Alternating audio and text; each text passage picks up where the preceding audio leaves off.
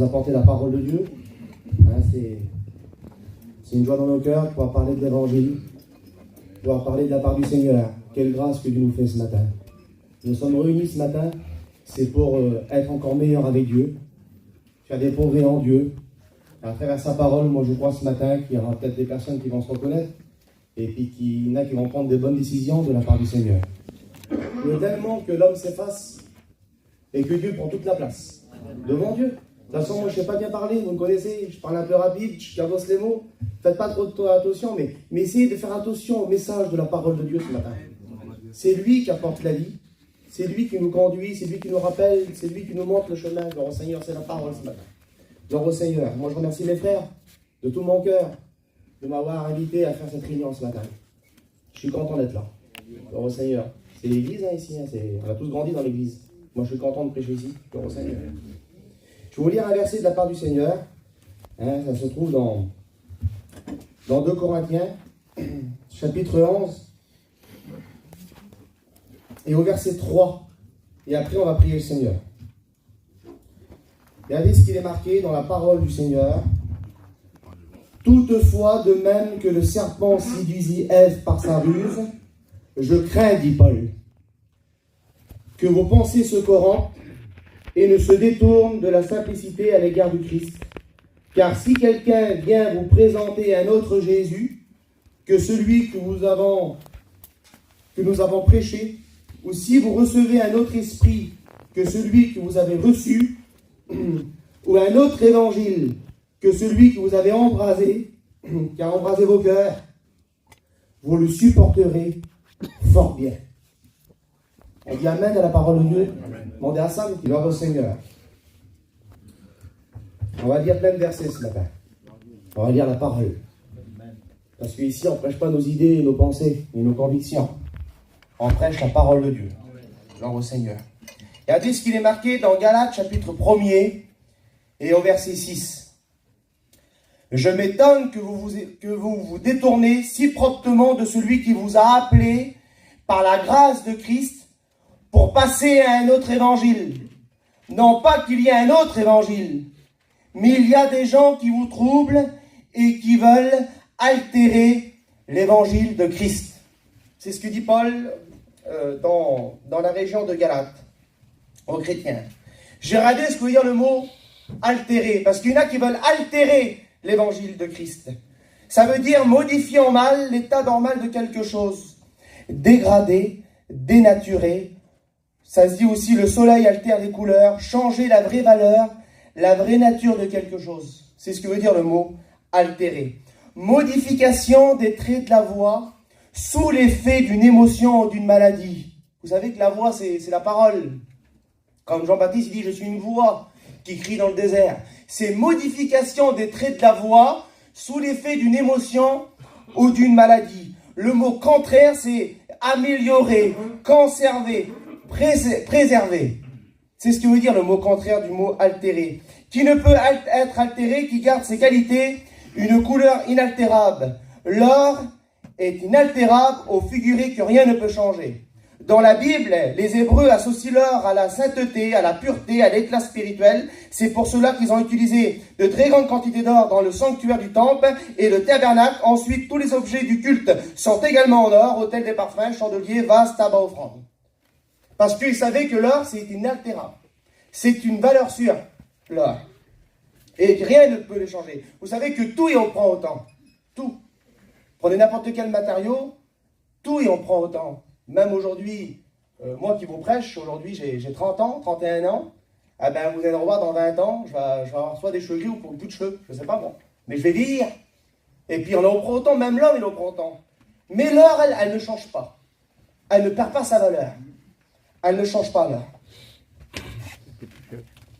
Moi j'ai marqué ça moi. La parole de Dieu c'est de l'or. On a de l'or dans nos mains. Et elle ne change pas. Et puis si un ange du ciel, regardez, j'ai marqué, annoncerait un évangile s'écartant de celui que nous avons prêché, qu'il soit anathème. Même un ange viendrait là, qui ferait des miracles, mais qui prêcherait des choses, des nouvelles doctrines qu'on n'a jamais écoutées par nos anciens, que c'est pas en accord avec la parole, ça, ah ben on le foutrait dehors, même un ange. Qu'il soit anathème, on le rejetterait. J'ai marqué, or celui qui prêche un autre évangile tombe sous l'anathème de Dieu. On ne peut pas prêcher d'autre chose. On ne bougera pas. On ne bougera pas, Seigneur. Un iota, un trait de lettre, le point sur le i. On ne l'enlèvera pas. On n'enlèvera pas. Pierre, lui, alors ce matin, c'est un message un peu compliqué. Et puis je suis jeune, il y a des anciens, c'est un jeune. Parce qu'il y a beaucoup d'anciens ce matin. Mais voilà, je verrai bien. Je vais le faire quand même. Je vais quand même l'apporter. Pierre, lui, l'apôtre Pierre, c'était l'ancien. Il a bien connu le Seigneur Jésus. Il a mangé avec lui. C'était un homme qui avait peu de connaissances. Dans Actes chapitre 4, il dit des hommes sans instruction du peuple. Il n'avait pas beaucoup de connaissances, l'apôtre Pierre. Mais lui, il croyait que la repentance était que pour les Juifs. Lui, c'est ce qu'il croyait. Dans la chambre haute, c'est à Jérusalem qu'est née l'Église, parmi les Juifs. Et selon Matthieu chapitre 10, il dit, allez pas chez les païens et les publicains, Jésus dit. Ben allez chez la maison d'Israël. Donc il a raison, c'est que chez les Juifs. Mais voilà, Dieu lui parle. Et si vous croyez que Dieu peut parler encore, Dieu lui parle. Il a à Joppé, sous la maison d'un certain Simon, il prie le Seigneur, face de la mer. Puis là, Dieu lui parle, il part comme en extase, il voit une nappe descendre. Et vous connaissez l'histoire, il voit plein d'animaux impurs, c'est les païens, c'est nous. Et puis à ce moment-là, il veut tuer, mange, il ne veut pas manger.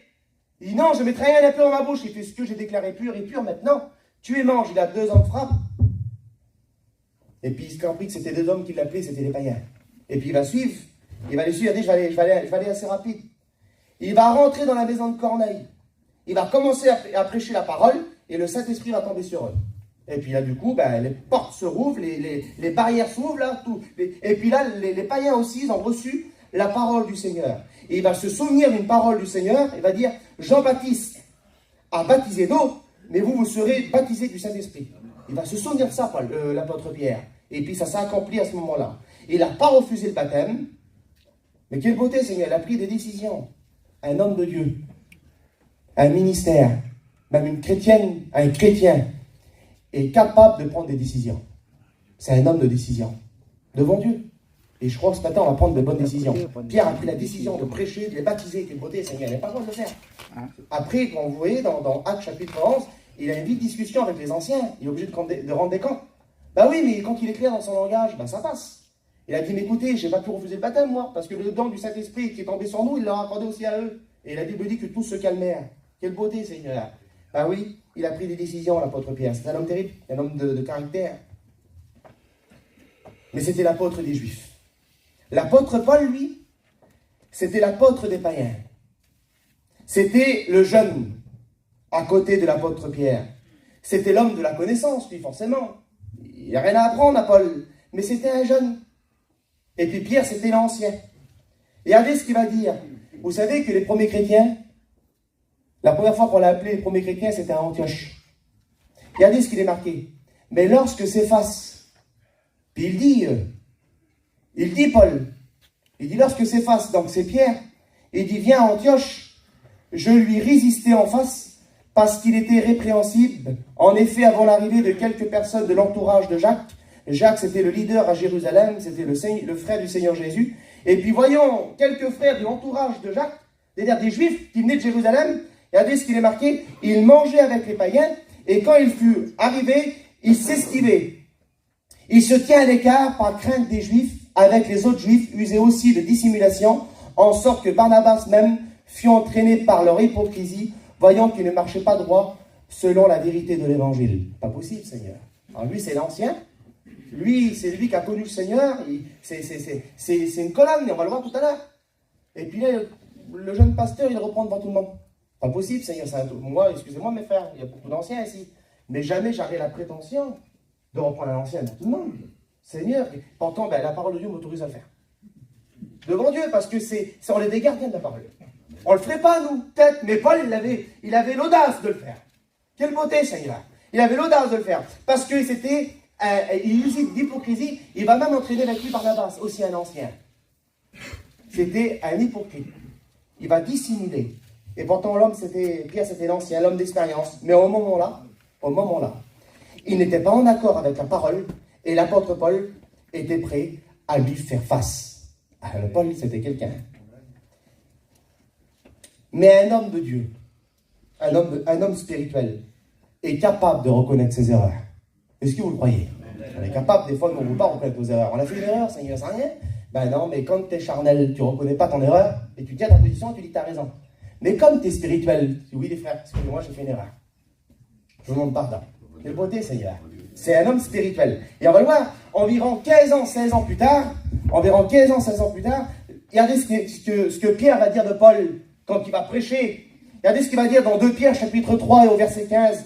Croyez que la patience de notre Seigneur est votre salut, comme notre bien-aimé frère Paul, beauté, vous l'a aussi écrit selon la sagesse qui lui a été donnée. Il dit que c'est un homme sage. Pourtant, il a été le reprendre devant tout le monde. Excuse-moi, Sam, mais moi, si je te reprends devant tout le monde, et puis toi, derrière mon mot, tu vas dire que je suis un homme plein de sagesse. Mais t'es un peu plutôt en colère après moi.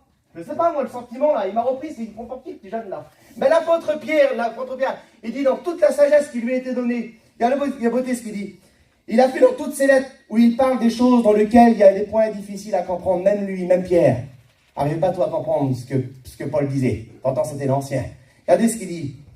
Dont les personnes ignorantes et mal affermies tordent le sens comme celui des autres écritures pour leur propre ruine. Il dit que c'est un homme de sagesse et un homme de connaissance. Pourtant, il l'a repris devant tout le monde. Même c'est un homme spirituel. Et un homme spirituel, lui, il ne rate pas son intérêt, l'intérêt de l'évangile, l'intérêt de la volonté du Seigneur, son intérêt, sa vie spirituelle à lui. Je suis un jeune de dire ça ce matin. Il est parti auprès du Seigneur maintenant récemment. Mais nous, on l'a appris aux études. Tarzan. Il nous l'a dit. Il dit, j'ai prêché pendant 30 minutes ça. Hein, tu te rappelles quand il disait ça? Des fausses doctrines. Et tout le monde disait Amen. Je ne sais pas si les frères vous l'avez dit Tarzan aux études. Et pendant 20 minutes ou 30 minutes, tout le monde disait Amen. Et au bout de 20 minutes ou 30 minutes, il a dit, vous n'avez pas honte? Et depuis tard, je prêche toutes les choses qui ne s'en vont pas là. Et vous dites tous Amen parce que c'est moi Tarzan. Mais ça va pas. Ça va pas les frères. Ben oui. Parce que ça va pas. Et c'est ce qu'il disait. Regardez. Dans Tite, chapitre 1er au verset 9, il dit « Soyez attachés à la vraie parole, telle qu'elle était enseignée, afin d'être capable d'exhorter selon la sainte doctrine et de refuter les contradicteurs, en lequel il faut leur fermer la bouche, dit Paul. Il bouleverse des familles entières. Vous savez, tout le monde ne peut pas savoir lire. Tout le monde ne peut pas savoir lire, mais tout le monde connaît l'alphabet. On l'a appris à l'école. C'est une petite musique. A, B, C, D, E. Il y en a qui ne savent pas écrire leur nom. Mais par contre, tout le monde connaît l'alphabet. On ne peut pas tout connaître dans la parole de Dieu. Or, on n'a pas la science de tous les mystères. Moi aussi, je n'ai pas la science de tout. Je ne peux pas tout connaître, je ne peux pas tout répondre. Mais avoir l'alphabet. L'alphabet spirituel. Le B.A.B.A. Avoir des bases. On doit avoir des bases. C'est pas normal qu'un chrétien de 20 ans, 30 ans, il n'a pas de base spirituelle. On serait perdu, puis on serait peut-être accepté toutes des choses qu'il ne faudrait pas parce qu'on n'a pas de base biblique. C'est pas normal. Regardez ce qu'il dit Paul encore. Je vais prêcher sur le livre de Galates ce matin. Galates chapitre 2, verset 4. D'ailleurs, il dit, cette question ne serait même pas posée. Si certains faux frères ne s'étaient pas subsistement introduits dans l'Église pour nous espionner, ils voulaient voir si oui ou non, nous obéissant à la loi juive, ils étaient glissés parmi nous pour nous remettre en question à la liberté dont nous jouissons dans la communion avec Jésus-Christ. Leur but était de nous ramener sous l'esclavage et règles et ordonnances juifs. Mais nous n'avons reconnu aucune autorité, ni fait la moindre concession à ces intrus, par différence ou à titre temporaire, car la vérité de l'évangile était en jeu, et j'étais décidé à la maintenir dans l'intégralité. Mon Seigneur, que ça soit n'importe qui, moi je ne fais pas de différence, ou à titre temporaire, par titre, ou un grade, ou une statue, peu importe, la vérité de l'évangile était en jeu. Et j'étais décidé à la maintenir dans l'intégralité. Dans l'intégralité. Quelle beauté, Seigneur. Alors, c'est quoi un autre évangile? C'est quoi un autre évangile? J'ai marqué ça, moi. Un évangile qui exclut la grâce. Que la loi. On n'est pas des pasteurs de la loi, nous. Nous, on est des pasteurs de la grâce. Mais un autre évangile, c'est ça. J'aurais pu mettre plein de choses. Hein. Voilà, j'ai mis ça. Un évangile qui exclut la loi, la grâce. La loi, elle, impose à l'homme d'être en règle avec les doctrines bibliques. La loi ne juge pas les sentiments du cœur. Elle juge les actions extérieures. Le pharisien. C'était des hommes de loi. Ils jeûnaient 2 fois la semaine. Ils donnaient la dîme de tous leurs revenus. C'était le meilleur prêcheur. C'était le meilleur prieur. Ils se croyaient plus haut que les autres. C'était la loi à juger les actions extérieures. Or, la grâce, elle, œuvre pas de la même manière. La grâce exige que les motifs du cœur soient exposés à la vérité. Pas pareil, la grâce. Aveu de nous des hommes et des femmes qui sont vrais devant lui. Même que tu fais pas trop, t'as pas une vie d'action devant Dieu, mais tant que tu es vrai dans ton cœur et que tu exposes tout ton besoin devant Dieu, eh ben ça marche avec la grâce. C'est ce qui compte. Mais la loi est bonne. Romains chapitre 7, verset 12. La loi et le commandement est saint, juste et bon. 1 Timothée chapitre 1, verset 8. Nous n'ignorons pas que la loi est bonne. Aujourd'hui, dans le monde actuel, il y a des lois qu'on doit suivre et qui est obligatoire. La loi, elle permet d'encadrer la vie en société. Elle permet le respect envers les autres. Sans loi, ça serait l'anarchie ici. Chacun faisait ce qu'il voulait dans le monde, là.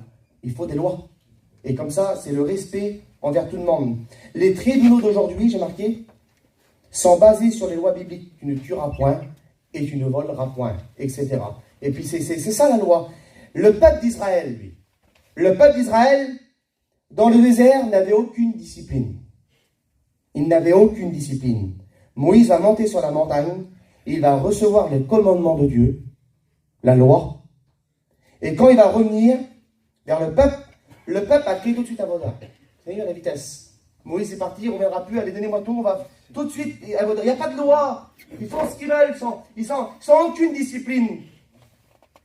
Mais comme Moïse redescend de la montagne, il redescend avec Exode chapitre 20 au verset 4, tu ne feras point d'image taillée, ni de représentation quelconque, tu ne te prosterneras point devant elle, et tu ne le serviras point, car moi l'Éternel, ton Dieu, je suis un Dieu jaloux. Et là, il va donner la loi, pour leur montrer que ça ne va pas ce qu'ils font. C'est ça la loi. Moïse, quand il redescend de la montagne avec les commandements de Dieu, regardez ce qui est marqué, hein. Voyant que le peuple vivait dans le désordre, lui, il remet de l'ordre. Côté, avec la parole. Il remet de l'ordre avec la parole. Ce matin, s'il y avait peut-être de l'ordre à mettre, on le remet avec la parole. C'est la parole ce matin. Aaron, lui, accepte tout. Lui. Pendant que Moïse dans la montagne là-bas, lui, Aaron, lui, c'est le petit pasteur gentil. Et lui qui accepte tout, lui. Laissez-moi vous dire que ce n'est pas de la gentillesse, c'est de la faiblesse. Pas de la gentillesse, Aaron, lui. Mais c'est de la faiblesse. Il ne fait pas face. Il ne prend pas ses engagements. Il ne prend pas de décision, Aaron. Il laisse tout faire. Et puis le peuple, c'est une catastrophe. Il vivait dans le désordre. Il y a des pasteurs. Il y a des pasteurs, eux, qui acceptent tout. Et puis il y en a qui vont à la rencontre des serviteurs de Dieu qui font barrage dans l'église. Parce qu'il y a des pasteurs. Des véritables pasteurs qui savent que les comptes, ils vont les rendre à Dieu. Et ça, c'est grave. Ils savent. Non, mon frère, ça ne va pas. Ça ne va pas ce que tu fais, mon frère. On ne peut pas tout accepter ici. C'est une église. Il y a des règles à suivre. Et puis c'est le petit pasteur gentil, lui, qui accepte tout. Et puis c'est ça. Ça ne passera pas là-bas, ce que tu fais. Ça ne passera pas en haut.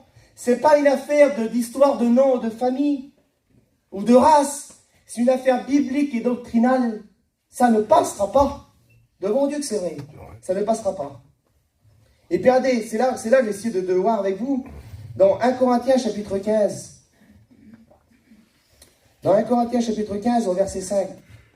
Regardez ce qu'il est marqué. Il est apparu à Céphas, puis aux 12. Ensuite, il est apparu à plus de 500 frères à la fois, dont la plupart sont encore vivants et dont quelques-uns sont morts. Ensuite, il est apparu à Jacques, puis à tous les apôtres. Après eux, il m'est aussi apparu à moi, comme le dernier, car je suis le moindre des apôtres. Je ne suis pas digne d'être appelé apôtre, parce que j'ai persécuté l'Église de Dieu. Par la grâce de Dieu, je suis ce que je suis, et par sa grâce envers moi n'a pas été vaine. Loin de là, j'ai travaillé plus que tous, non pas moi toutefois, mais la grâce de Dieu qui est avec moi.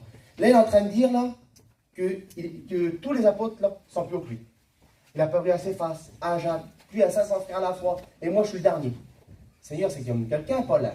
C'est comme quelqu'un, Paul. Regardez ce qui est marqué aussi dans Galates chapitre 2, si je retrouve mon petit verset. Dans Galates chapitre 2, et au verset 9.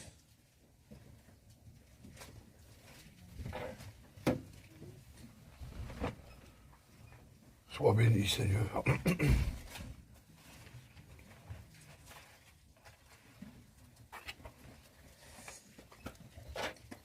Ayant reconnu la grâce qui m'avait été accordée, Jacques, Céphas et Jean, qui sont regardés comme des colonnes, me donnent à moi et à Barnabas la main d'association, afin que nous allons nous vers les païens et eux vers les juifs. Il est en train de dire que Pierre, Jacques, Jean et plus de 500 frères à la foi sont au-dessus de lui, mais dans l'épître aux Galates, il est en train de dire que les apôtres, là, l'apôtre Pierre, l'apôtre Jacques et l'apôtre Jean, sont regardés comme des colonnes dans l'église. Seigneur, mais c'est quand même les anciens. C'est quand même les anciens. Seigneur, c'est important quand même. C'est-à-dire que lui, il ne dit pas qu'il fait mieux que les anciens. Il respecte les anciens. Et puis les jeunes pasteurs, il doit respecter les anciens. C'est normal en plus, Seigneur. Moi, un ancien dans une église, Seigneur, c'est une valeur sûre, un ancien dans une église. Demain, si on n'a plus d'anciens, on fait comment? Les jeunes, ils se font ensemble.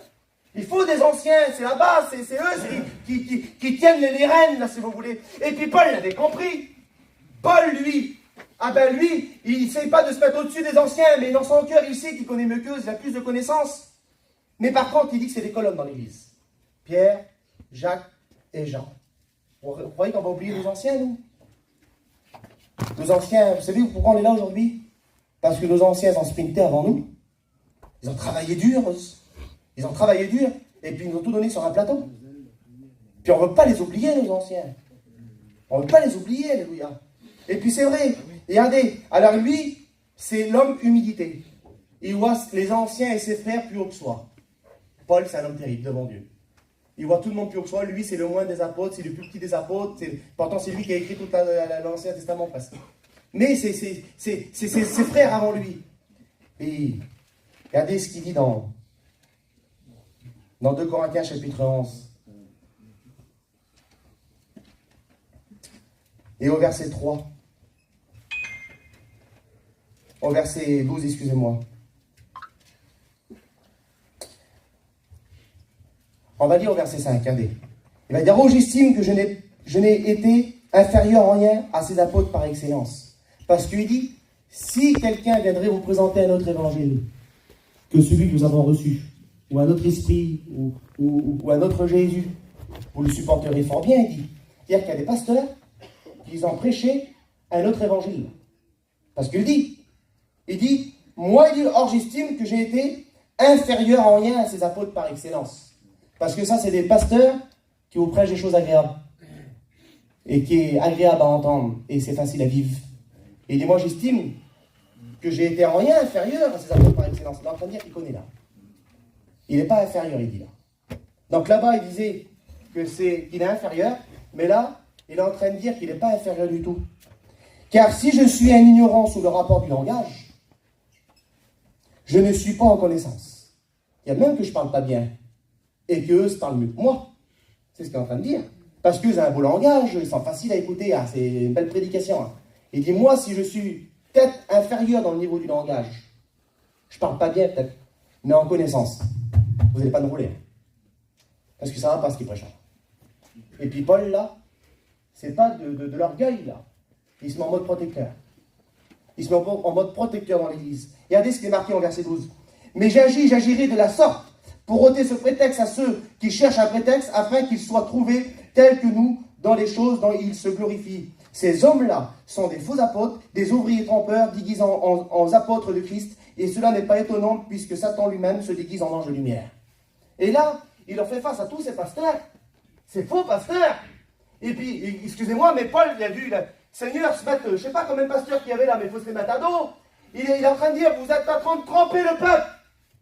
Vous êtes en train de tromper le peuple. Moi, je me mets en mode protecteur. T'es un jeune, Paul, t'as pas le droit. Si, j'ai le droit. Je protège l'église. Parce qu'un pasteur, un chrétien, une chrétienne doit protéger l'église. Doit protéger l'œuvre de Dieu. C'est ce que Paul faisait.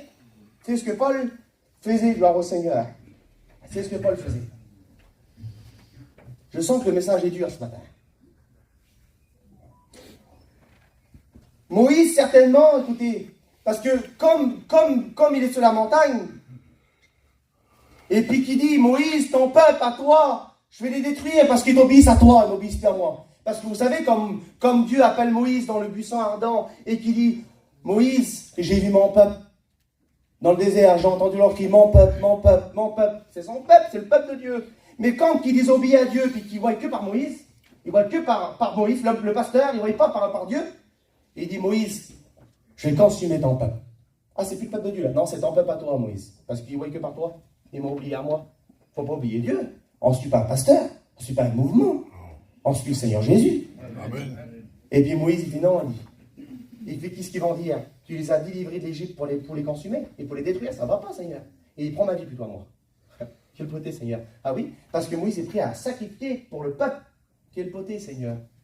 Il est prêt à sacrifier pour ses frères. Mais c'est le type du Seigneur Jésus. Les sentiments, il les avait, lui.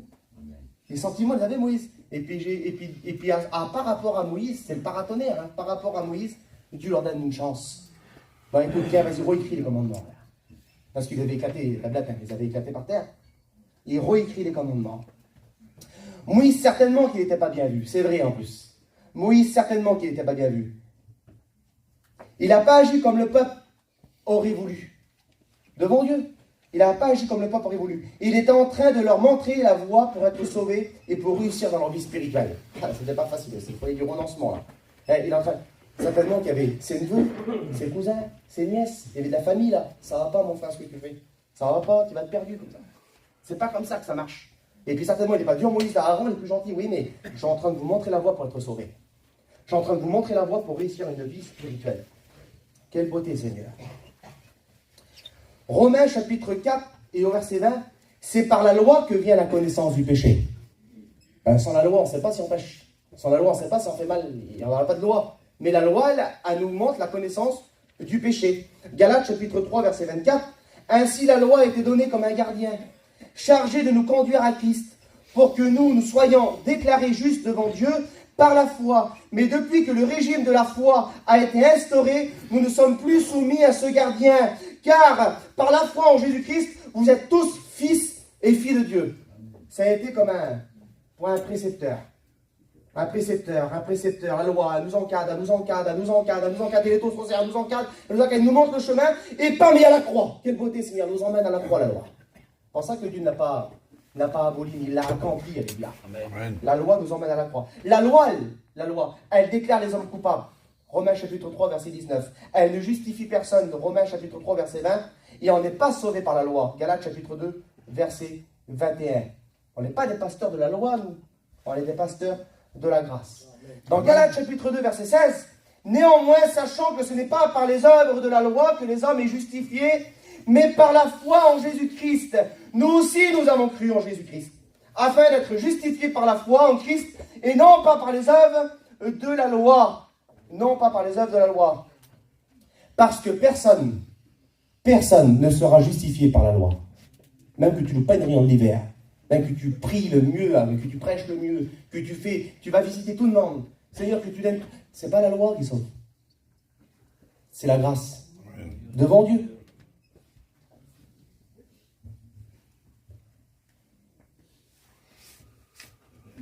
La loi, elle est faite pour être. La loi est faite pour être. La grâce, elle est faite pour faire. Devant Dieu, c'est la grâce qui nous pousse à faire. La grâce, elle nous pousse à faire. Galates chapitre 2, verset 21. Je ne rejette pas la grâce de Dieu, car si la justice s'obtient par la loi, Christ est mort donc en vain. Il ne faut pas rejeter la grâce, frères et sœurs. On n'est pas des pasteurs de la loi, nous. On est des pasteurs de la grâce. On était pécheurs et privés de la gloire de Dieu. On n'avait pas accès. C'est pas accessible. Pas accès, pas de chemin. Mais Jésus a dit, je suis le chemin. Beauté Seigneur. Il est le chemin. Il nous a inauguré la route nouvelle. Le voile a été déchiré. Et Jésus a souffert pour nos péchés. Amen. Vous savez, ça va faire 2 ans, jour pour jour, le 1er mars, qu'on a fait l'inauguration de petite église de Saint-Jean. On se rappelle les frères. Et puis pour celui qui était là, ils avaient mis un petit ruban devant.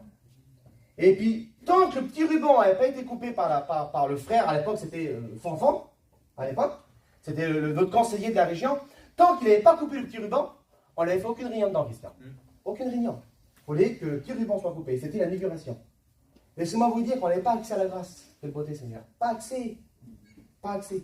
Mais la Bible dit que Jésus, à la mort et à la résurrection du Seigneur, le voile du temps va se déchirer et il nous a inauguré. C'était l'inauguration à nous de la route nouvelle. Quelle beauté, Seigneur. Quelle beauté, Seigneur, l'inauguration. Elle a été faite aujourd'hui pour nous. Et aujourd'hui, on fait des réunions là-bas. Il y a le culte là-bas ce matin. Bon, aujourd'hui, on peut rentrer dans la présence de Dieu. C'est la grâce. Quelle beauté, Seigneur. Quelle beauté. Jésus nous a fait grâce. Il est mort à la croix, il est ressuscité. Quelle beauté, heureusement, Seigneur, qu'il l'a fait. Regardez Romains chapitre 5 au verset 2. Étant justifiés par la foi, nous avons la paix avec Dieu par notre Seigneur Jésus-Christ, à qui nous devons devoir eu par la foi accès à cette grâce, dans lequel nous demeurons fermes et nous nous glorifions dans l'espérance de la gloire de Dieu. Donc nous sommes sauvés par grâce. C'est par grâce. Quelle beauté, Seigneur. Quelle beauté, ça vous fait pas plaisir? C'est pas des... Seigneur. Gloire à Dieu. Heureusement, en plus, Seigneur. Moi, ça me bénit dans mon cœur. Ce matin, je cite que des versets. Que des versets de la parole, ce matin. Regardez, Jean chapitre 1er au verset 17. Car la loi a été donnée par Moïse. Mais la grâce, celle, beauté, Seigneur, et la vérité sont venues par Jésus-Christ. C'est pas Moïse qui sauve, c'est Jésus qui sauve. Amen. Beauté, Seigneur. La loi, elle, c'est Dieu par les hommes. La loi, c'est Dieu par les hommes. Moïse, tu leur diras ça, Moïse. Moïse, tu leur diras ça, Moïse. Moïse, ça va pas ce qu'ils font, Moïse. Et Dieu parle aux hommes, Dieu parle aux hommes, Dieu parle aux hommes. Mais la grâce, elle, c'est pas ça. La grâce, c'est Dieu parmi les hommes. Il est là. Il est là.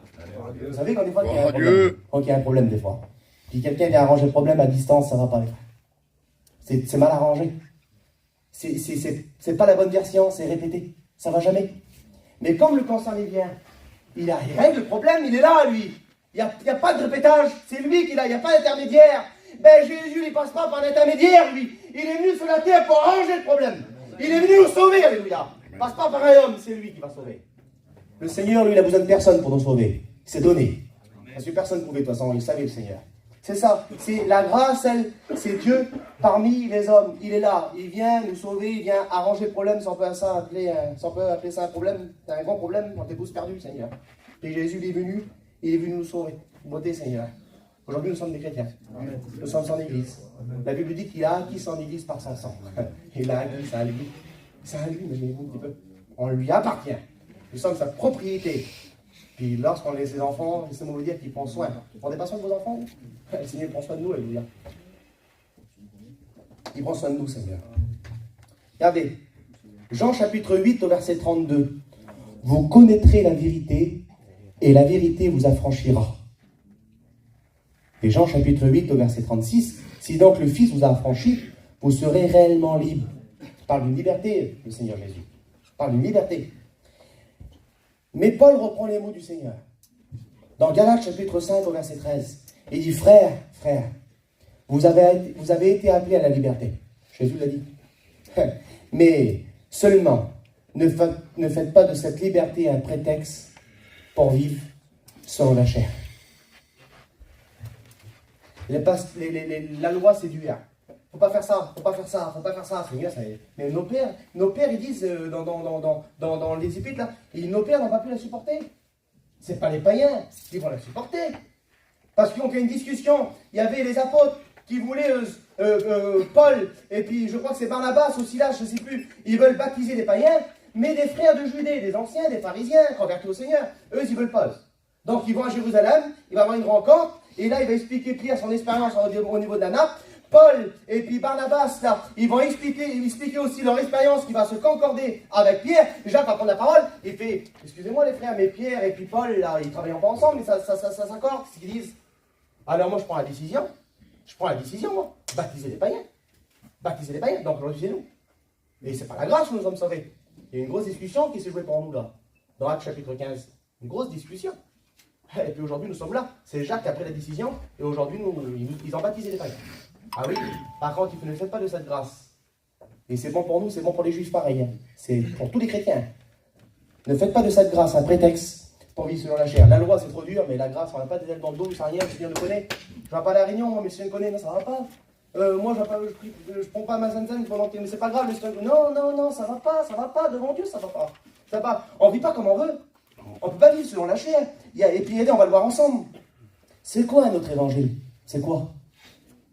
Un évangile qui nie le péché. Qui banalise tout. Tout banalisé là. Ça n'a rien, ça. Ça n'a rien. Ça peut faire, ça n'a rien, ça. Regardez, c'est camouflage. C'est dissimulation, déguisement, maquillage. Je l'avais écouté par un frère il y a 2-3 ans en arrière. À l'époque, les anciens de chez nous, là, à l'époque, il n'y avait pas d'auto, il y avait des chevaux. Puis il y avait un cheval des fois qui était fatigué. Puis il y a un cheval qui était fatigué, il avait vie ou il était malade. Ah non, on n'avait que le revendre. C'était un vendeur. Alors ce qu'ils faisaient les vieux, ils maquillaient. Alors certainement qu'il donnait quelque chose pour qu'il prenne des forces. Certainement qu'il l'arrangeait un peu, mais c'était pas vrai, c'était dissimulé. Ah, il maquillait le problème. Et puis pendant 2-3 jours, le cheval était tout neuf, tout jeune. Et puis 3 jours après, il était en bien le cheval.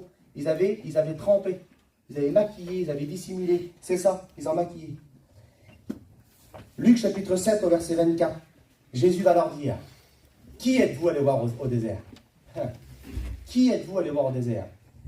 Un roseau agité par le vent. Il y a un homme avec des habits de roi. Il dit, qui êtes-vous allé voir au désert? Il savait qu'il parlait, le Seigneur Jésus. Il parlait de son cousin. Il parlait de Jean-Baptiste. Et puis, excusez-moi, Jean-Baptiste, il tenait la route. Il tenait la route, Jean-Baptiste. Il dit, qui êtes-vous allé voir au désert? Seigneur, certainement que c'était comme ça en plus. Comme Jean-Baptiste était là-bas et qui prêchait la parole de Dieu. Il était dans le désert, il n'avait pas une belle église comme ici, là, devant Dieu. Il n'avait pas un beau parking, il n'avait pas de palmier. C'était pas comme ça. Il était dans le désert, il prêchait la parole. Les gens qui étaient là à leur table à 6 heures, certainement qu'il disait, dépêche-toi vite, on va écouter Jean-Baptiste. Il a en train de prêcher, il a en train de faire une réunion. Et les gens aimaient passer une heure en sa présence. Il ne faisait pas de miracle, en grand miracle, Jean-Baptiste. Mais alors, Seigneur, quel messager. Il a apporté la parole, là. Il a fait aucun miracle, mais il a ressuscité une nation tout entière. Les gens venaient vers lui comme ça, ils se faisaient baptiser comme ça, là. Les gens se convertissaient à son message. Quelle beauté, Seigneur. Qui êtes-vous allé voir au désert? Un roseau agité par le vent. Vous savez ce que ça fait, un roseau? Le vent vient à gauche, il va à gauche. Le vent vient à droite, il va à droite. Vous voyez, le vent vient en arrière, il va là-bas. Le vent vient en avant, il va là-bas. Il se plie, tout lui va très bien, roseau. Il accepte tout. Il se plie, lui. Tout, il résiste pas, il va casser autrement, il résiste pas. Il se plie à tout. Il se plie à tout. Ça m'a fait penser à un beau verset de la parole du Seigneur. Dans Éphésiens chapitre 4 au verset 14. Ainsi, nous ne serons plus des enfants flottants à emporter à tout vent de doctrine. C'est fini ça. On les stable. On les droit dans nos baskets. Seigneur, on sait ce qu'on dit. On sait ce qu'on fait. On ne vit pas comme on veut, frère et sœur. Devant Dieu, on nie pas le péché. Et puis Jean-Baptiste, lui, n'a pas hésité à dire, il t'est pas permis d'avoir la femme de ton frère. C'était compliqué, hein. Il t'est pas permis d'avoir la femme de ton frère. Jean-Baptiste, lui, était celui qui disait la vérité. Prêchait la parole, mais il disait la vérité. Seigneur, il disait la vérité. Il s'est fait couper la tête. Fais attention de ne pas te faire couper la tête avant de partir, moi. Mais lui s'est fait couper la tête parce qu'il a prêché le message de l'évangile. Puis il a dit la vérité, Seigneur. C'est grave. C'est grave. Mais il était jusqu'à la mort pour le Seigneur. Est-ce que vous êtes prêts à aller jusqu'à la mort pour Jésus? À tout renoncer, à tout abandonner, puis vivre pour Jésus réellement, devant Dieu? Jean-Baptiste, c'est ce qu'il a fait. Il n'a pas dit, Jean-Baptiste, ce qui va l'arranger. Ça l'a pas arrangé. Hein. Ça l'a pas arrangé. Allez, mais c'est pas nous qui doit se plier à elle. C'est pas elle qui doit se plier à nous. Mais c'est nous qui doit se plier à elle. On se plie à la parole. La parole ne se pliera jamais à vous. Vous savez, Dieu aime le pécheur. Il aime le pécheur et il n'arrêtera jamais de le pardonner. Mais il ne validera jamais le péché. Jamais il ne validera. Devant Dieu. Mais il aime le pécheur. Puis il te pardonne encore. Il te pardonne. Il n'arrêtera jamais de te pardonner. Mais jamais, au grand jamais, il ne validera le péché. Jamais de la vie. Regardez. Je vais faire comme ça. Je vais trouver mon petit verset si je peux le trouver. On est bien ce matin. Là, on s'en dit, on a encore un peu le temps. Regardez ce qu'il est marqué dans l'évangile de Jean, chapitre 8. Je dis les mots, les frères. Hein. Voilà, je dis les mots. Jésus se rendit sur la montagne des Oliviers, mais le matin, il alla de nouveau dans le temple, et tout le peuple vient à lui, s'étant assis, et les enseignait. Alors les scribes et les pharisiens amenèrent une femme surprise en adultère, et la plaça au milieu du peuple, et dirent à Jésus, Maître, cette femme est prise en flagrant délit d'adultère. Moïse, dans la loi, nous ordonne de lapider de telle femme. Toi donc, que dis-tu? Il disait cela pour l'éprouver, afin de pouvoir l'accuser, mais Jésus s'étant baissé, écrivait avec le doigt sur la terre. Donc ils amènent une femme là, et il dit, Moïse nous a dit de lapider une telle femme. Toi, tu dis quoi, toi? Tu dis quoi, toi? Mais le problème qu'il y a, c'est que ils sont en train de citer Lévitique chapitre 20 au verset 10. Il dit que si une femme... mais Lévitique chapitre 20 verset 10, il ne dit pas ça. Il ne dit pas ça. Et il dit ça, le Lévitique chapitre 20 verset 10. Il dit, si une femme ou un homme est pris en flagrant délit d'adultère, il faut qu'il soit lapidé. Mais eux, ils ne disent pas ça, eux. Ils disent, cette femme, elle mérite la mort, elle. Oui, mais Jésus s'est pris, s'est baissé par terre. C'est un mystère ce qu'il a marqué par terre. C'est un mystère. Mais je donne ma pensée ce matin. Je ne sais pas, moi. C'est pas marqué comme ça, mais allez, on donne ma pensée. Voilà. J'en fais pas une doctrine, et puis je ne dis pas que c'est ça que Jésus l'a marqué. Mais peut-être qu'il a marqué, où est l'homme? Où est l'homme? Parce que tu me dis que tu amènes la femme, mais il est où l'homme? Vous rentranchez la parole de Dieu. Vous prenez les choses qui vous arrangent, et les choses qui ne vous arrangent pas, vous ne les prenez pas. Ah oui, combien de gens qui font ça? Petit verset là, t'arranges, tu le prends, mais le petit verset en bas, il t'arrange pas, tu le prends pas. Tu le prends pas en considération celui-là, mais c'est pas comme ça. C'est pas comme ça, Seigneur. C'est l'image de manger l'agneau entier. On prend tout ce qui est bon et on prend tout ce qui n'est pas bon. On prend tout ce qui ne nous arrange pas. Notre ancien païen disait ces mots. Et il dit, on prend... C'est quoi qu'il disait déjà? Païen disait, on prêche la Bible tout entière, j'ai marqué. Avec Jésus tout entier. Devant Dieu, on prend tout. On prend la parole de Dieu, on la prend entièrement. On ne bougera pas. Il y en a qui étaient trempés par un faux évangile. Ça l'arrive, ça. Tu as été trempé. Tu t'es fait avoir. Ça l'arrive. L'évangile de viens à Jésus et tout ira bien. Viens à Jésus, tu n'auras pas de problème. Viens à Jésus, tu n'auras pas de difficulté. C'est l'évangile de prospérité. Une réussite matérielle, charnelle, sans problème, sans maladie, sans rien. C'est pas vrai. Ça, c'est pas vrai, ça. C'est un faux évangile, ça. C'est vrai que Jésus donne la paix.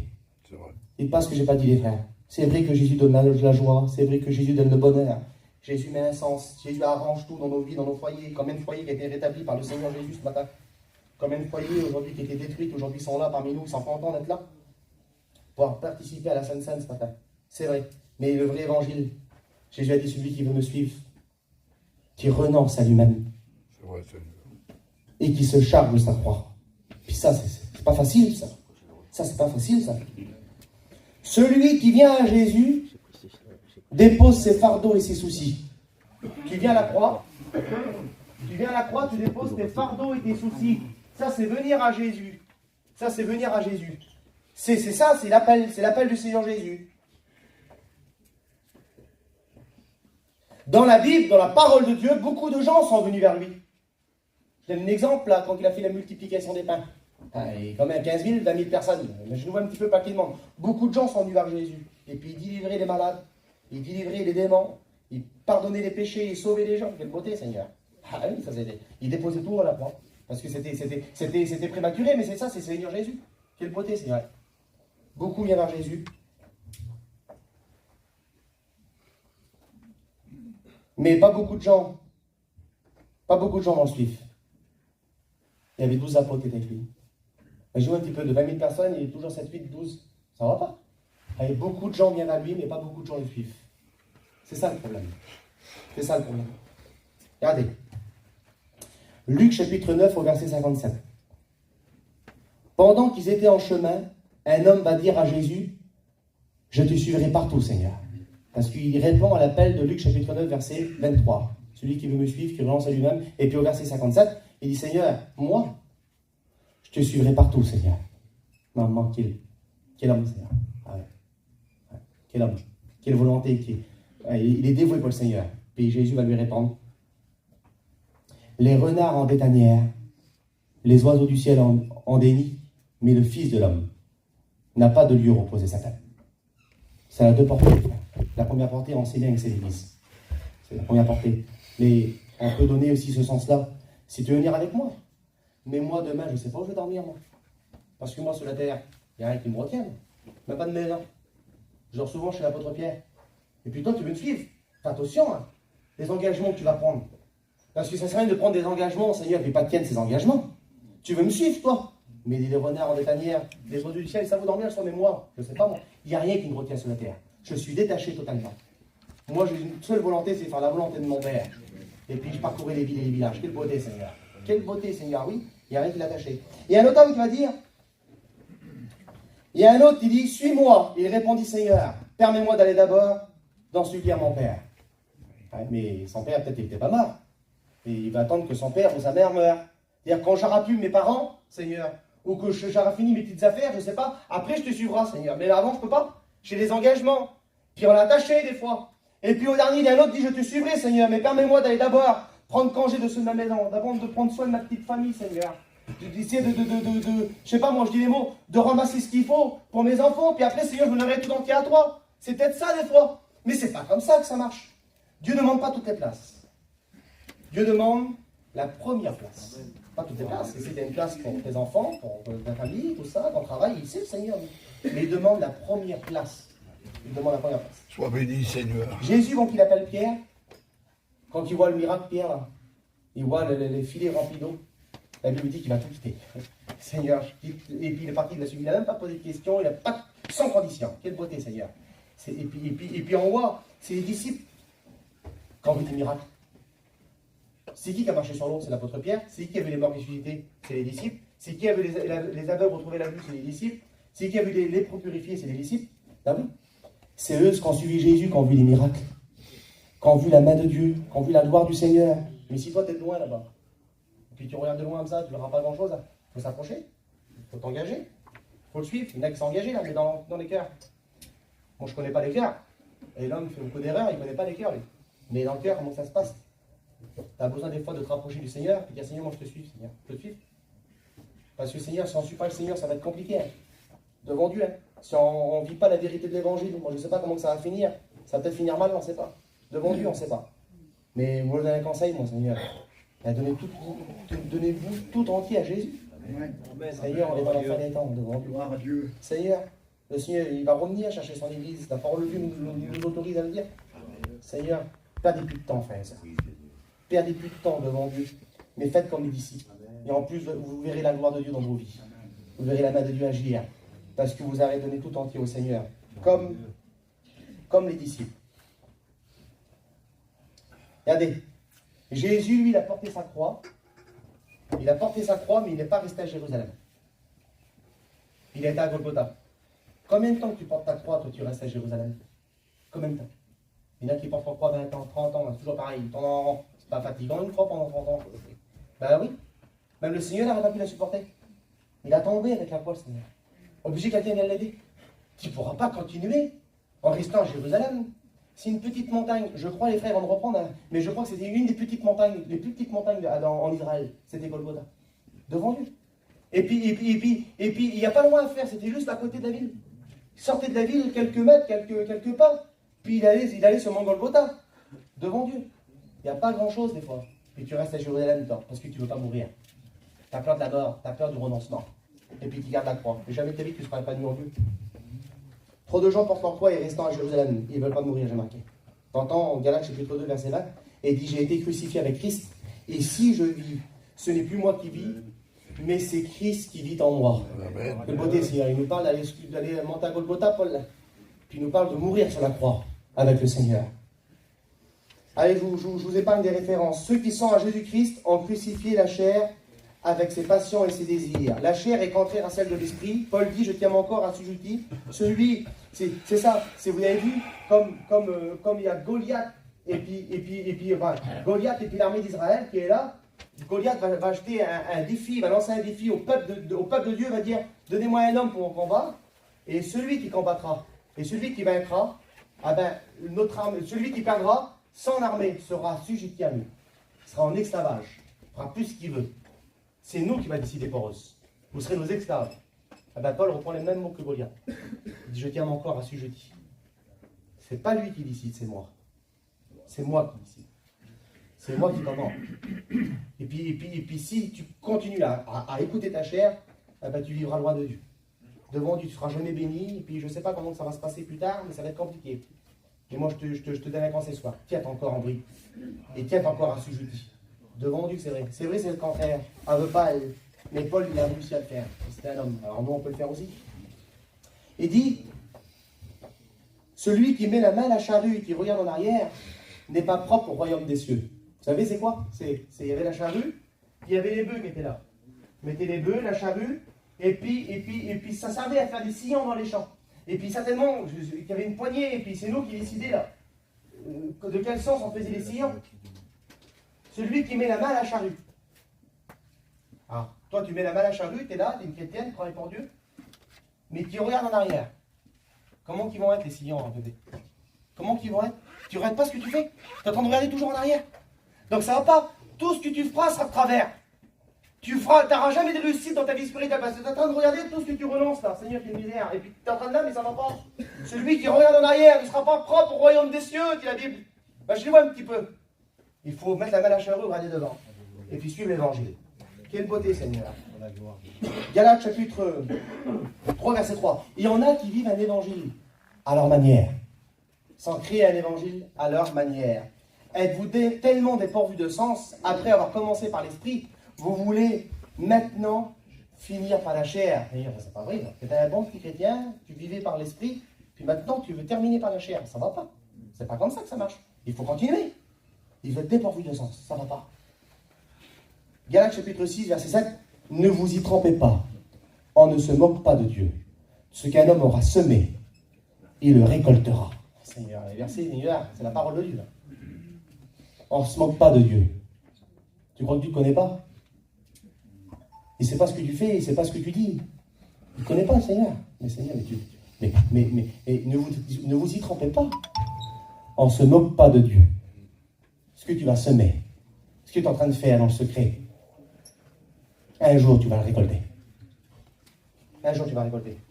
Celui qui sème pour la chair, moissonnera pour la chair la corruption. Mais celui qui sème pour l'esprit, moissonnera pour l'esprit.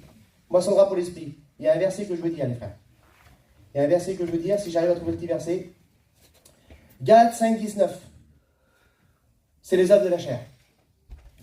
C'est les œuvres de la chair.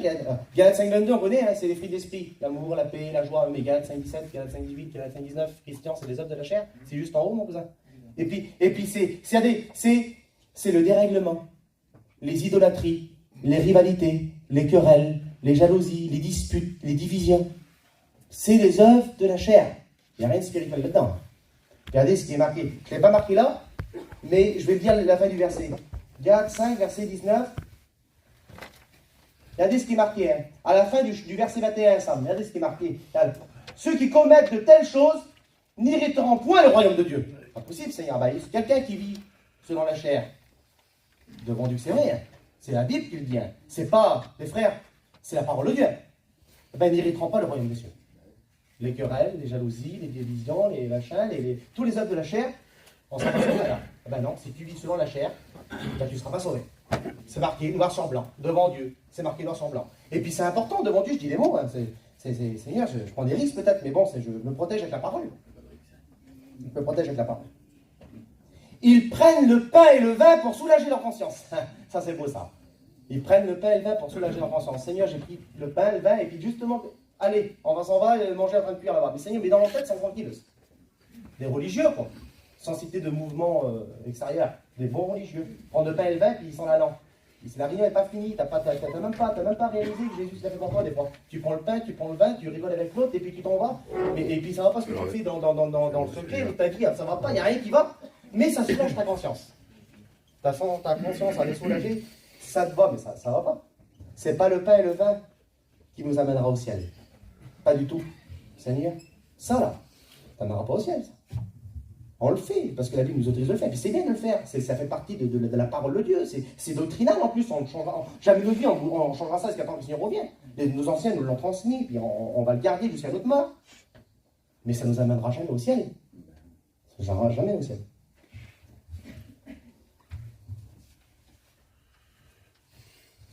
1 Corinthiens chapitre 15, verset 1er, les frères, je finis mon message. Il n'y a pas beaucoup d'amen, mais bon, ça va, finis quand même.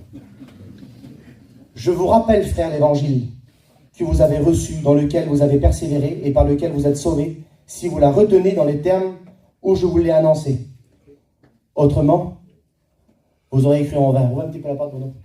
Autrement, vous auriez cru en vain. Si tu ne la retiens pas dans les termes que je te l'ai annoncé, tu ne retiens pas dans les termes que je vous l'ai annoncé, oui. Croire pour rien. Ça, c'est fort, ça. Comment ça, oui. Aller à la réunion pour rien. Aller aux conventions pour rien. Aller en mission pour rien. Ouvrir la salle pour rien. Nettoyer la salle pour rien. Prendre ton culte toute ta vie pour rien. Comment ça, oui. Si tu ne la retiens pas dans les termes que je vous l'ai annoncé, vous aurez cru en vain. Seigneur, c'est fort, oui. Ah, oui. Il faut la garder tout entière, la parole. Tout entière, la parole. Amen. Tout entière. Prends pas un petit peu, ça sert à rien. Si tu prends un peu, tu prends, ça va pas. Tu le fais. Moi, je le dis souvent, ça. Je le dis souvent, c'est mon mot, ça. Je dis souvent. Tu prends ton culte, autant que le faire. Fais la fin. Devant Dieu. Tu prends le pain, tu prends le vin quand même ce matin. Mais tu le fais quand même. Ben, fais-le à fond. Autrement, pourquoi tu le fais? Tu te lèves pour servir à Dieu? Tu te lèves pour prêcher l'évangile? Ben, si tu le fais, ben, Seigneur, fais-le à fond. Quel dommage. Quel gâchis de faire les choses à moitié. Celui qui se lève pour le ministère, qui s'attache à son ministère. On s'attache lorsqu'on aime. On s'attache aux choses qu'on aime. Aime ton ministère. Et attache-toi à ton ministère, Seigneur, attache-toi. Et puis c'est pas toi qui dois diriger ton ministère, mais c'est lui qui doit te diriger. C'est lui qui doit te conduire. Quelle beauté, Seigneur. Tu viens à la réunion, tu pries Dieu, ben, tu le fais, ben, fais-le à fond. Tu témoignes, tu le fais, ben, fais-le de ton cœur, tu chantes. Sois vrai, devant Dieu. C'est dommage de faire les choses et puis pas les faire entier. C'est vraiment dommage. 2 Timothée chapitre 4, verset 3. Car il viendra un temps où les hommes ne supporteront pas la sainte doctrine, mais ayant la démangeaison d'entendre des choses agréables. Maman, elle est inutile, là. Mon Dieu, c'est fini ça, mon frère, maintenant, on fait comme on veut, maintenant, nous. C'est comme ça. Ils ne supportent pas les pasteurs qui prêchent la sainte doctrine. Ils ne supportent pas. Mais les choses agréables. Les petites choses agréables, par contre, ils aiment bien. Les pasteurs ils disent la vérité, parce que les pasteurs de la loi sont là, d'accord, je vous comprends, là. On n'est pas mais les pasteurs de la grâce, mais la grâce, elle est conditionnelle. On n'est pas sauvé comme ça, il y a quelques mois, c'est conditionnel. On va le voir de toute façon. C'est conditionnel. Il y a une règle à suivre. Il y a une règle à suivre. Il y a une ligne de conduite dans l'église. Une ligne de conduite dans l'église. Ne crois pas que tu vas prendre une cuite là et revenir demain prendre ton cuite là. Prendre demain comme ça. Ça ne va pas. Ça ne va pas. Ne crois pas que tu vas vivre, tu vas faire un scandale dehors et revenir là et puis chanter. Ça ne va pas dans l'église. Il y a une règle. Il y a une ligne de conduite. Quand même, Seigneur, il faut être réglé. Mais dans notre vie chrétienne, c'est pareil. Tu fais des choses et puis tu viens là, mais Dieu, lui, ça ne va pas. Il y a une règle à suivre, frères et sœurs. Disait quoi notre ancien Jamie, notre président, vous savez ce qu'il disait? Il dit l'athlète n'est pas couronné s'il n'a pas combattu suivant les règles. Ah oui, mais c'est un vrai verset, 2 Timothée chapitre 2, verset 5. Mais ce qu'il disait de notre Dieu disait ça. Et il dit, la couronne, ça c'est la gloire. Puis il y a la course. Tu cours vers la couronne, mais entre deux, il y a un mot. Il y a la règle. Il y a la règle. Il n'a pas combattu, il y en a qui combattent, mais ils en font et trichent. Ah oui, mais Karim, ça va pas. L'athlète n'est pas couronné s'il n'a pas combattu suivant les règles. Il y a une règle. Ils ont un tri sur le tableau. Ah, il y a un petit jeune là, un étudiant, fait un tri, fils. Après, le tri, il fait ça, forcément, il va tomber la règle. Il l'a fait tous au pasteur, hein. Mais la règle, fils. Mettez la règle là, puis suivez la règle. Ah, le tri, comment il était droit. Il dit, tant que vous suivrez la règle, vous serez droit. Et vous serez dans la vérité. Quelle beauté, Seigneur. N'oubliez jamais les règles. Ne faites jamais rien sans la parole de Dieu, sans la règle de la Bible, de la doctrine. Quelle beauté, Seigneur. Et puis il avait raison de le dire. Il y a une ligne de conduite. C'est quoi notre évangile? Celui qui vit une vie chrétienne tout seul. Celui qui se tient à l'écart cherche son propre intérêt. Pas normal qu'un chrétien, une chrétienne se met à l'écart. Sinon on recule, puis ils ne sont pas concernés par l'œuvre du Seigneur. Parce que fini les frères. C'est pas normal. Il n'est pas bon que l'homme soit seul. Celui qui se tient à l'écart cherche son propre intérêt. Et je vais dire une fois ce que Bruno m'a dit, j'ai bien aimé. Je le dis, ça ne fait pas de moi, ça vient de Bruno. Hein. Et il disait, et c'est ça, il y a unité, ça commence par un U. Et union, ça commence par un U aussi. Vous savez, quand il y a un groupe d'hommes sur une place, tout de suite on fait un rang. Ah oui, parce que tout le monde se regarde dans les yeux. Vous avez vu? On fait un rang, on peut être 2, on peut être 5, on peut être 10, on peut être 20. Tout de suite, il y a un rang qui se fait, et puis il y a une seule conversation commune. S'il parle de l'évangile, tout le monde parle de l'évangile. S'il parle du manger, tout le monde parle du manger. Et vous avez vu des fois, il y a 2-3 hommes qui se tournent, et ils se mettent à l'écart, et puis discutant d'une autre chose. Oui, mais ils ne sont pas dans la même conversation, ils sont à l'écart. Celui qui se met à l'écart, il n'est plus dans la conversation. Unité, union, ça fait un cercle. On doit être unis ensemble, frères et sœurs. On ne doit pas être à l'écart. C'est vrai, Seigneur. Parce qu'on cherche notre intérêt à nous, ça ne va pas. Ce n'est pas l'évangile. C'est la gloire. C'est ensemble que Dieu bénit. C'est là où 2 ou 3 s'accordent. Beauté, Seigneur. C'est là où 2 ou 3 s'accordent pour demander quelque chose en mon nom. C'est ensemble, il dit, Jésus, je serai au milieu de vous. Beauté, Seigneur. Si quelqu'un se réunit 2-3 personnes, je serai au milieu d'eux. C'est ensemble que Dieu bénit. Éphésiens chapitre 5 au verset 18. Ne vous enivrez pas de vin, soyez au contraire remplis de l'esprit. Amen. Quelle beauté, Seigneur. Il y a l'homme spirituel, forcément, je parlais de la chair, l'homme spirituel est rempli du Saint-Esprit, Seigneur. J'ai écouté ça par un monsieur qui prêchait. Il disait, nous sommes remplis du Saint-Esprit. Ça veut dire que tu as la pensée du Seigneur. Ah oui, tu es rempli du Saint-Esprit, tu as la pensée du Seigneur. Tu es rempli de la pensée du Seigneur. Tu es rempli du Saint-Esprit, tu es rempli de la pensée du Seigneur. Et si tu prêches d'autres choses, des erreurs doctrinales, ah ben c'est pas vrai. C'est un pseudo-baptême. Tu n'es pas rempli du Saint-Esprit, c'est pas vrai. Parce que si tu es rempli du Saint-Esprit, tu as la pensée du Seigneur, tu ne prêcherais pas d'autres choses. Tu ne vivrais pas d'autres choses si tu es rempli du Saint-Esprit.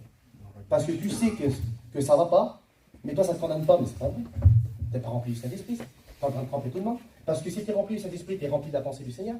Et si tu es rempli de la pensée du Seigneur, ah ben tout de suite ça va te dire, Seigneur, ça va pas. Tout de suite, ça va pas ce que je prêche, ça va pas ce que je vis, ça va pas. Ben non. Parce que tu es rempli de la pensée du Seigneur. Si on est rempli du Saint-Esprit. Et il dit, soyez pas rempli de vin. Ah, c'est pas ça le vin. Ça veut dire quoi le vin? Un homme qui a bu, j'ai marqué ça moi, le fait parler différemment, le fait marcher différemment, le fait parler différemment, un homme qui a bu, le fait agir différemment, parce que l'alcool le conduit. C'est l'alcool qui conduit. Mais un homme rempli du Saint-Esprit, je ne parle pas du baptême du Saint-Esprit, je parle vraiment de la vie de l'Esprit dans l'homme, la vie de l'Esprit dans l'homme. Parce que tout le monde ne parle pas en langue ce matin, mais tout le monde est rempli de l'Esprit. Un chrétien doit être rempli du Saint-Esprit. Amen. Un homme rempli d'Esprit le fait parler différemment, le fait marcher différemment, le fait agir différemment, parce que l'Esprit le conduit. Quelle beauté, Seigneur. L'Esprit le conduit. L'homme qui vit sans Dieu est appelé l'homme naturel. C'est l'homme naturel, l'homme animal. C'est l'homme animal, c'est lui qui vit comme il veut. Lui qui fait beaucoup de bruit, lui qui est là, il est dirigé par ses sens. Parce qu'un animal, il est dirigé par ses sens. Parce qu'il voit, parce qu'il entend. C'est ça ce qu'il dit. Mais un homme spirituel, c'est pas toujours lui qui parle en langue et qui prêche mieux et puis qui prie mieux que les autres. C'est pas ça. Un homme spirituel, c'est quelqu'un qui est rempli du Saint-Esprit. Qui est dirigé par le Saint-Esprit. Un homme spirituel, c'est ça. Qui a la pensée du Seigneur, qui fait la volonté de son Père. C'est ça, un homme spirituel. Comme David est venu sur le champ de bataille, Saül dit, tu n'es qu'un enfant, il va te tuer. C'est simple. Mais David lui répond, quand un ours venait, j'arrachais la brebis de la gueule de l'ours. L'ours égale homme naturel, l'homme animal. Quelle beauté, Seigneur. Il est en train de dire à ce moment-là, toi, moi là. Et j'ai tué l'ours en moi. Puis toi, tu ne l'as pas tué. Oui, combien de gens ont pas tué l'ours en os devant Dieu? Le caractère remonte tout de suite, les choses anciennes remontent tout de suite. Mais David, dans les montagnes, avait tué l'ours. Puis il était capable de combattre Goliath. Parce qu'il était rempli d'esprit, mais Saül qui était là, on le voit plus tard, il veut le prendre, il veut le tuer à David. Il n'a pas tué l'ours en lui. Il n'a pas tué l'ours en lui. Devant lui, puis il n'a pas pu remporter de victoire justement à ce moment-là, puis plus tard, il a fait il a dégradé, si vous voulez.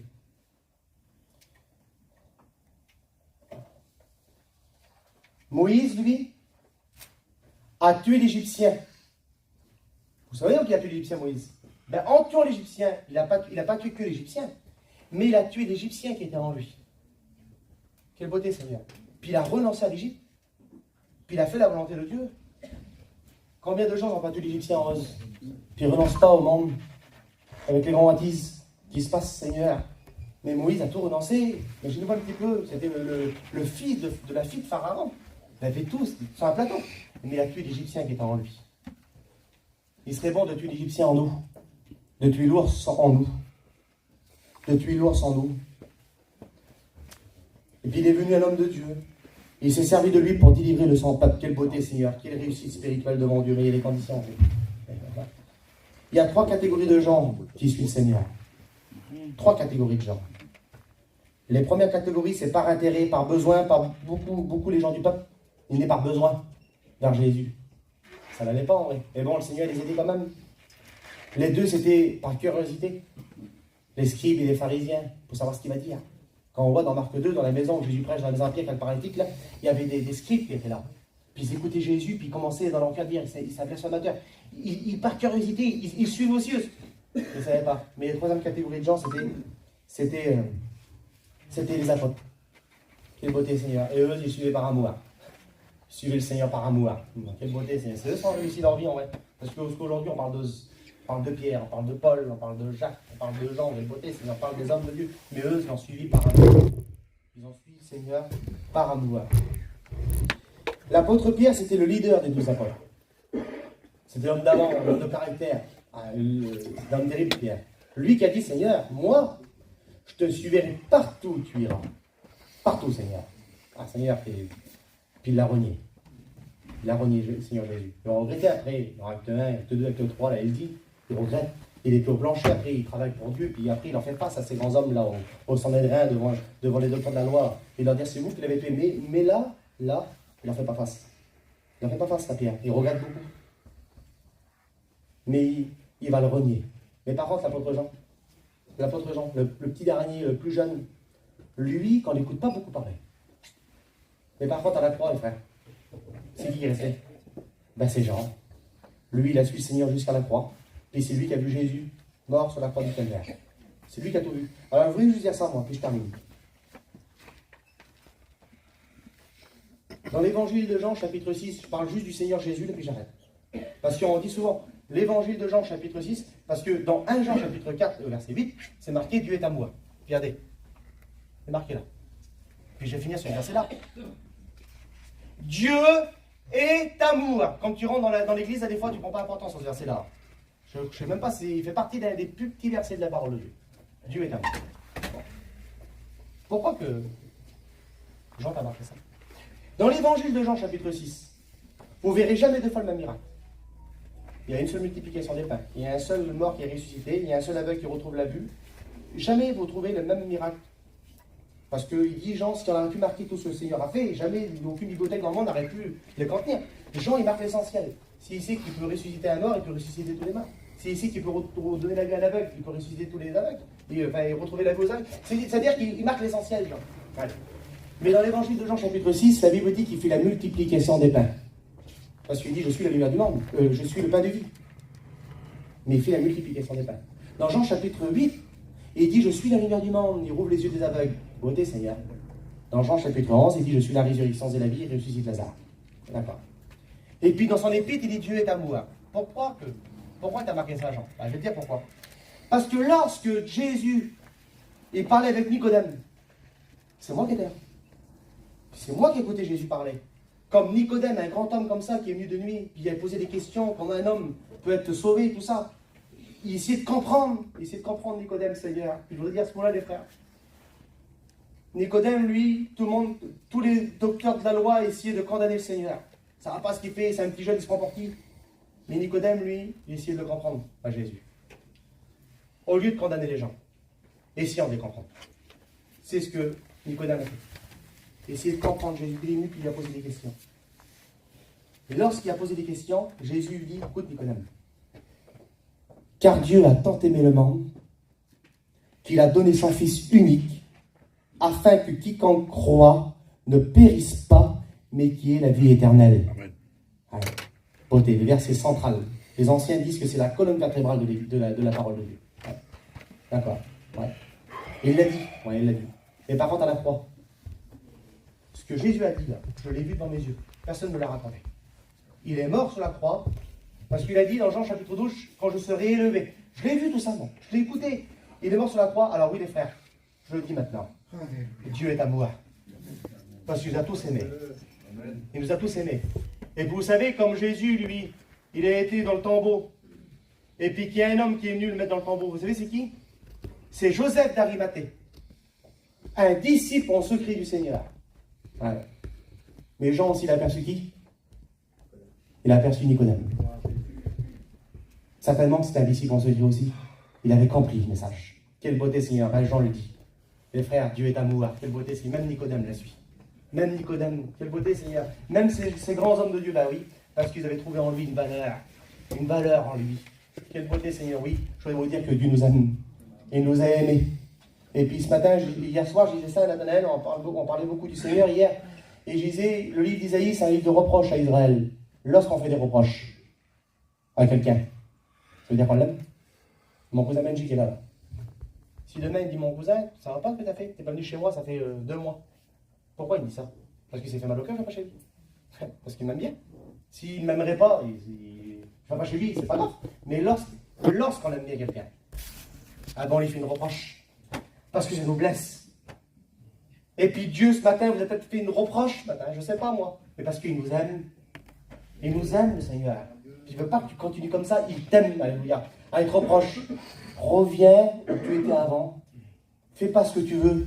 Parce que je reviens bientôt. Puis on ne sait pas comment ça peut finir. Moi, ce matin, j'ai terminé. Je veux vraiment que tu te places devant Dieu ce matin. Je ne serai pas lever les mains. Je sais que c'est un message compliqué. C'est un message, voilà. Mais je mets dans ton cœur aussi. Essaye de prendre des bonnes décisions. Christian, tu peux le Seigneur? Amen.